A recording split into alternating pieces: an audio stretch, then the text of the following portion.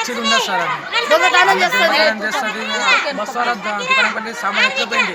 ఆయన కూడా మా నాన్న ఏమంది ఆయనకి.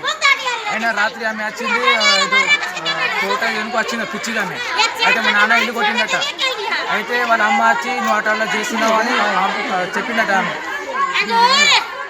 అయితే అందులోనే వాళ్ళు మేము చెప్పినా మా పొద్దున మాట్లాడుకుందామని చెప్పిన అయినా వినకుండా ఇంటి మీదకి వచ్చి కొట్టిందట. వాళ్ళు 8-9 మనిషి కలిసి కొట్టిందట. మెంటల్ ఆమె ఫస్ట్ హాస్పిటల్ పుట్టినప్పుడు పైసలు కట్టకుండా ఆమెనే తీసుకొచ్చిండ్రు. అప్పుడు ఆమెకు ఆరోగ్యం బాగా లేకుండే చిన్న ఆమెకు. అప్పుడేమో ఆమెకు మత్తు అలవాటు చేసిండ్రు. అంటే తెల్ల కళ్ళు తాగేదాకా ఆమె ఉండదు.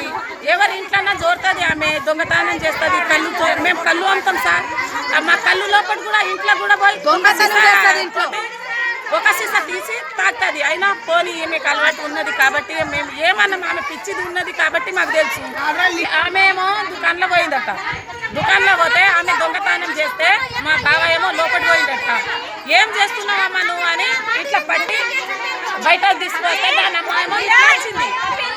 నా బిడ్డకు నువ్వు రేపే చేసి తీసుకొచ్చినావని దాని అమ్మాయేమో గొడవ చేసింది. ఆ గొడవ చేయగానే నా బావ చెప్పిండు సరే నేను ఏం చేయలే. ఆమె చిన్న పాప దొంగతనం బిస్కెట్ ఏమో తీస్తే నేను బయట తీసుకొస్తున్నా అని నా బావ చెప్పిండు. అయినా దానమ్మ నువ్వు రేపే చేసినావని ఒక్కటే కలిగింది. అయినా మా బావ వచ్చి కాలు మొక్కిండు. మేము కూడా కాలు మొక్కిండు. మాట్లాడుకుందాం ఏదైనా కాలు అని అన్నాం. అయితే అస్సలు ఈనలేదు వాళ్ళ ఆడోళ్ళు. మా మొగలు వచ్చిన తర్వాత దాన్ని సంపచ్చబడేస్తామని ఇది చేసిండ్రు సార్. ఇది జరిగింది తర్వాత సార్ పెద్ద కోడలు ఉంది ఆమె. వాళ్ళ ఆయన పంపించింది. ఆయన దుకాణం నుంచి ఇంటికి వచ్చి ఫస్ట్ ఏమో ఇక్కడ కొట్టిండంట. ఇక్కడ ఇంకొక ఆయనేమో తెచ్చి ఇక్కడ కొట్టిండంట మెదడుకి. తర్వాత ఏమో వెనక భాగంలో వెన్నపూస. తర్వాత ఏమో యూరిన్ దగ్గర కొట్టిండంట. ఇది జరిగింది.